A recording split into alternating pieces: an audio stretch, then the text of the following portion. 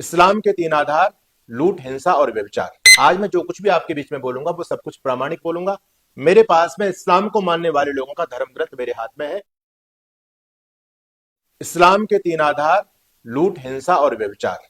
आज मैं जो कुछ भी आपके बीच में बोलूंगा वो सब कुछ प्रामाणिक बोलूंगा। मेरे पास में इस्लाम को मानने वाले लोगों का धर्म ग्रंथ मेरे हाथ में है, जिसको ये कुरान शरीफ बोलते हैं। मैंने इस कुरान शरीफ का पूरा अध्ययन किया, लेकिन इस कुरान शरीफ में मुझे शराफत की कोई बात नजर नहीं आई। इसमें आगजनी, लूटपाट, व्यभिचार और हिंसा की बातों से ये कुरान पूरी तरह से भरी हुई है। अगर आपको मेरी बातों पर विश्वास ना हो तो आप वर्तमान में बांग्लादेश के घटनाक्रम को देख सकते हैं, या दुनिया में जहां जहां इस्लाम को मानने वाले लोग रह रहे हैं वहां वहां आप देख सकते हैं कि इस विचारधारा को मानने वाले लोगों ने क्या वहां पर शांति स्थापित की है।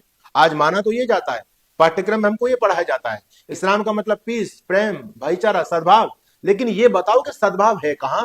जहां इस्लाम को मानने वाले लोग भी बहुत बड़ी संख्या में रह रहे हैं, वहीं पर प्रेम नहीं है, तो ये भारत में कैसे प्रेम का व्यवहार कर सकते हैं? बंधुओं, आज बांग्लादेश में जो कुछ भी हो रहा है उसके लिए मानवता शर्मसार है, मानवता का दम घोटा जा रहा है। अभी कुछ समय पहले एक मुझे सज्जन मिले और उन्होंने मेरे से कहा कि स्वामी जी, आप हिंदू और मुस्लिम की बात करते हैं, आप आपस में विद्वेष की बात करते हैं, आप झगड़े की बात कराना चाहते हैं। इस समय हमको सभी को प्रेम और भाईचारे से रहना चाहिए। आप जो हिंदू मुस्लिम की बात करते हैं, ऐसा वास्तव में नहीं है। मैं बांग्लादेश में रहता हूं, मेरा वहां कारोबार है, व्यापार है, वहां हिंदू मुस्लिम में कोई ऐसी बात नहीं जैसी आप करते हैं।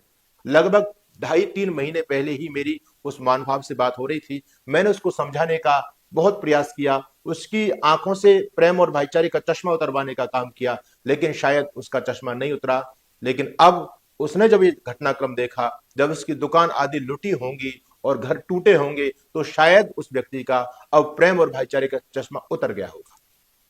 हिंदू इस समय बहुत संकट के दौर पर गुजर रहा है। एक एक हिंदू को टारगेट करके समाप्त करना, और न केवल हिंदू को ही समाप्त करना, दुनिया से हर काफिर को मिटाना, ये इस्लाम को मानने वाले लोगों का धर्म है। ये बात इनका ये धर्म ग्रंथ कुरान कहता है कि इस धरती पर एक भी काफिर जिंदा नहीं रहना चाहिए। काफिर का मतलब आप जानते हैं?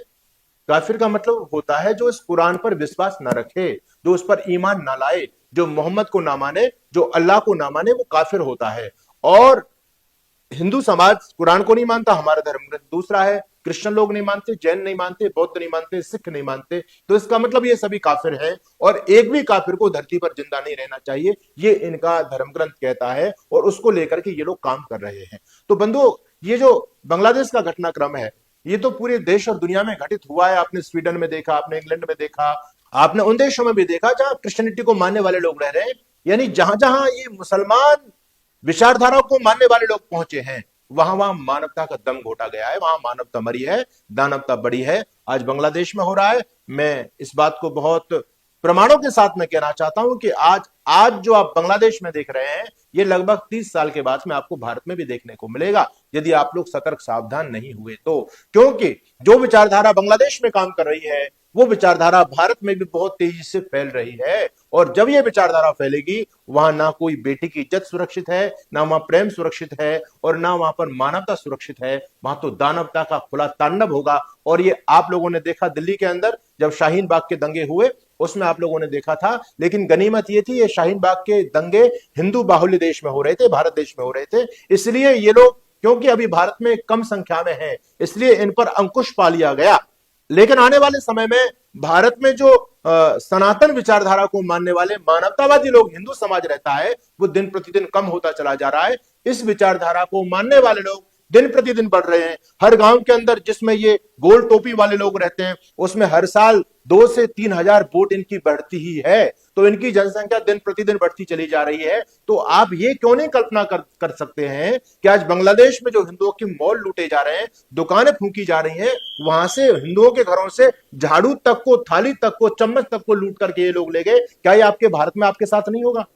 आप क्यों अपनी आंखों पर पट्टी बांध करके बैठे हुए हैं?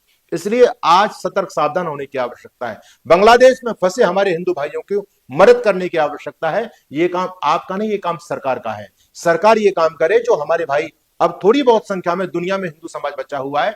और मैं हिंदू लोगों से भी कहना चाहता हूं कि अब समय को देखते हुए आप लोगों को सुरक्षित स्थान का चयन करना चाहिए। बांग्लादेश में भले ही चलो माना कि सरकार का कुछ हस्तक्षेप हो, आपकी जान बच जाए, लेकिन फिर भी आप बहुत सुरक्षित नहीं है। ये तो इतनी घातक विचारधारा, ये कैंसर का रोग है। ये अगर कैंसर शरीर में फैल गया तो मौत निश्चित है। तो इस विचारधारा के लोग जहां फैलेंगे वहां हिंदुत्व कभी भी संभव हो ही नहीं सकता। आपको मरना पड़ेगा, आपको भागना पड़ेगा, क्योंकि जीवन सबसे बड़ी कीमती वस्तु है आपके लिए। उसकी रक्षा के लिए आप भारत में आ सकते हैं। इस समय तो भारत सरकार ने भी ये प्रावधान बना दिया है, क्योंकि आप यदि वहां लोग में बैठे कि हमारी प्रॉपर्टियां यहां पर है, हमारी दुकान मकान यहां पर है, ये दुकान मकान आपके काम आने वाले नहीं है। ये तो कितने सारे घटनाक्रम देश और दुनिया में घटित हुए हैं, फिर भी आपकी आंखें नहीं खुल पा रही हैं।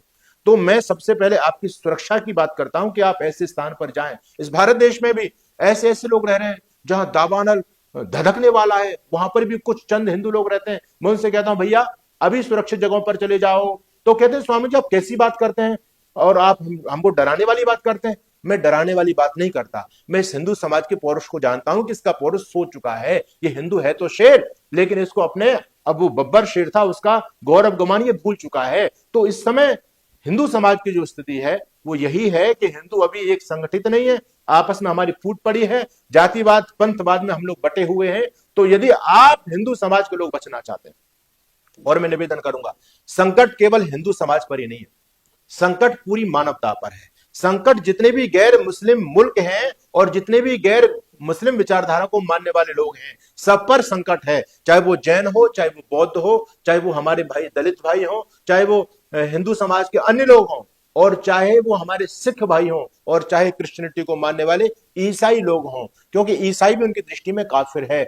छोड़ेंगे किसी को भी नहीं। जैसे जैसे उनकी ताकत बढ़ती चली जाएगी वैसे वैसे वो पूरे देश और दुनिया को चांद सितारे के रंग में हरे झंडे के नीचे लाने के लिए लामबद्ध हो चुके हैं। उनकी पूरी तैयारियां हैं, आपकी कोई तैयारी नहीं है। इसलिए मैं निवेदन करना चाहता हूं इस पूरे हिंदू समाज से और विशेष करके अपने धर्म गुरुओं से कि आपके हाथ में हिंदू समाज की सत्ता है, आप धर्मगुरु हैं, आप जैसा चाहे वैसे हिंदू समाज को लेकर के जा सकते हैं। आपको वास्तविकता दिखाई नहीं दे रही? आज भी बहुत सारे धर्मगुरु प्रेम भाईचारे की बात करते हैं, वो कुरान और गीता को एक तराजू में ला करके रख देते हैं। अब वो कुरान गीता और वो हमारे हिंदुओं की पूजा पद्धति को और अजान को एक तराजू में ला करके रख देते हैं। पता नहीं आपने कुछ पढ़ा है या नहीं पढ़ा। अरे अब तो सब कुछ लुट गया तुम्हारे हाथ से, अब तो इस अबोध हिंदू को बचा लो। अगर ये हिंदू नहीं बचा तो तुम किस बात के धर्मगुरु रहोगे? सोचने वाली बात है। इसलिए वर्तमान समय को देख करके, हिंदुओं पर आने वाले संकट को देख करके आज भी जो धर्मगुरु प्रेम भाईचारे सद्भाव की बात करता है, मैं तो कहता हूं कि अब हिंदू प्रबोधन सत्र पूरी दुनिया में होने चाहिए। इस हिंदू के पौरुष को जगाया जाए, इनको वो अतीत अपना बताया जाए कि तुम कौन थे और आज क्या हो चुके हो, और आज भी नहीं जागे तो आने वाले समय में क्या होने वाला है तुम्हारे साथ में। ये सारा दिग्दर्शन हर धर्मगुरु को, हिंदू समाज को कराना चाहिए। यदि तुम सच्चे हिंदू हो और धर्मगुरु हो, और यदि आप ऐसा नहीं कर रहे हैं, आज भी प्रेम और भाईचारे की बात कर रहे हैं, तो निश्चित मानिए उस धर्मगुरु से सावधान होने की आवश्यकता है। वो धर्मगुरु नहीं है, वो रंगा स्यार है। उसको पीछे से बहुत मोटी फंडिंग हो रही है। उसको यही दायित्व दिया गया है कि तुम इस हिंदू समाज को सुला करके रखो, प्रेम भाईचारे की बातों में उलझा करके रखो, और पीछे से हम तलवार लेकर के आते हैं, उनकी गर्दन काट देंगे। इसलिए मेरे हिंदू भाई बहनों, आज मैं आपको जगाना चाहता हूं। मैं तो बार बार यही बात बोलता हूं, मेरा तो जीवन ही इस हिंदुत्व की रक्षा के लिए है। मेरे जीवन की लड़ाई उस इस्लामिक विचारधारा के खिलाफ है जो पूरी धरती से मानवता को समाप्त करना चाहता है। इसलिए समय रहते आज जागरूक होने की आवश्यकता है। आप सभी आज लामबंद हो जाएं, आपस की राजनीति में ना बटे। देश है तो आप हैं। इन जातियों का कोई उनकी दृष्टि में महत्व नहीं है। कोई भी जाति का बड़ा नेता आपको नहीं बचा सकता। इसलिए राष्ट्रवाद जहां सुरक्षित हो वहां आप सभी लामबंद हो जाएं।